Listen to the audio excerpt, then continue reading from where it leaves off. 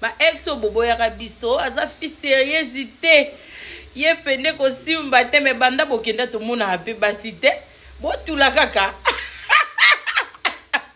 menga koto na kutana pe na likola sapatu na nga apesa nga pe bolingo na bosana yo ex na lipena mola mwasi nao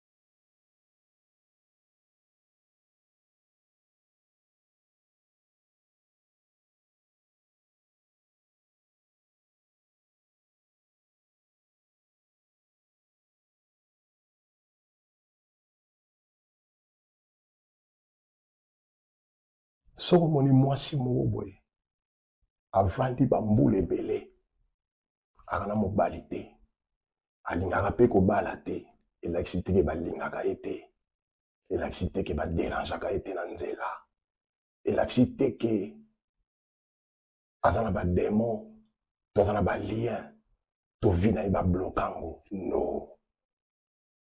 Souvent ce sont des femmes sages, des femmes matures, basi oyo baza prudente na vie, c'est-à-dire aboyi asangisa vie na ye na moto moko oyo aomemela eloko te na vie, aboyi asangana na moto moko oyo akoaporte rien, akoenseigner rien, oyo ye akoyekola eloko te na bomo ya moto wana, aboyi ke na vie na ye asala continuité ya ba relation ya déception, ba relation ya avec bateau baza immature, bateau bazo luka, ba relation ya court terme, moto akomemele sous ba problème na vie.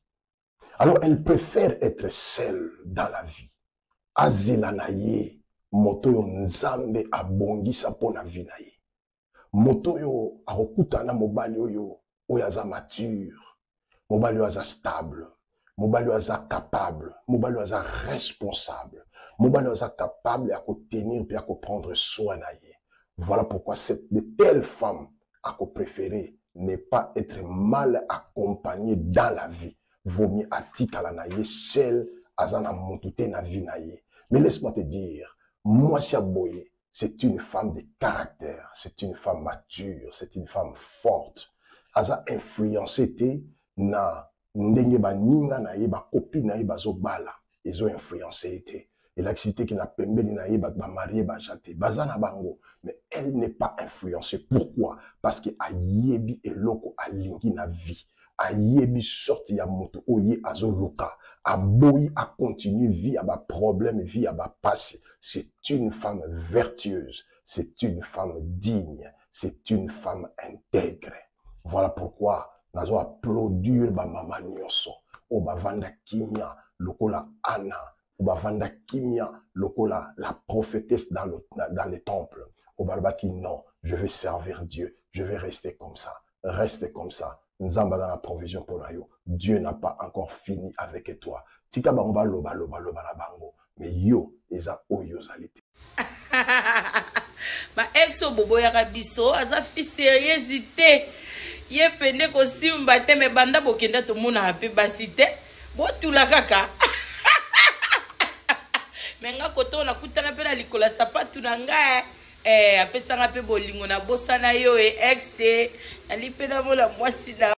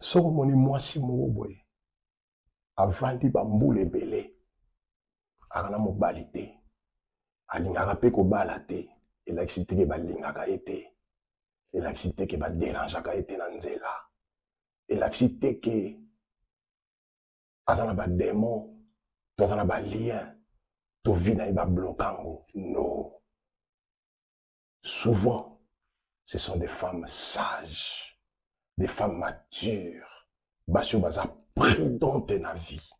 C'est-à-dire aboyi asangisa vie na ye na moto moko oyo aomemele loko te na vie. Aboyi asangana na moto moko oyo akoapporter rien, akoenseigner rien, oyo ye akoyekola eloko te na bomo ya moto wana. Aboyi ki na vie na ye asala continuité ya ba relation ya déception, ba relation ya avec bateau baza immature, bateau bazo luka, ba relation ya court terme, moto akomemele sous ba problème na vie. Alors elle préfère être seule dans la vie. Azela na ye moto yo nzambe abongisa po na vie na ye. Moto yo akokutana mobali oyo oyo aza mature, mobali oyo aza stable, mobali oyo aza capable, mobali oyo aza responsable, mobali oyo aza capable ya kotenir pe ya prendre soin na ye.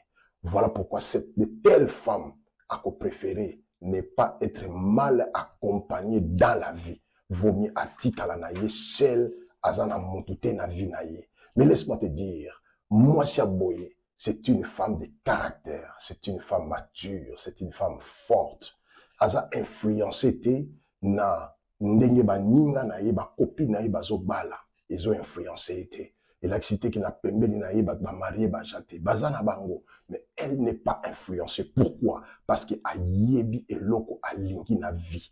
Ayebi sorti ya moto oye azoluka, aboyi a continuer vie à bas problème, vie à bas passé. C'est une femme vertueuse, c'est une femme digne, c'est une femme intègre.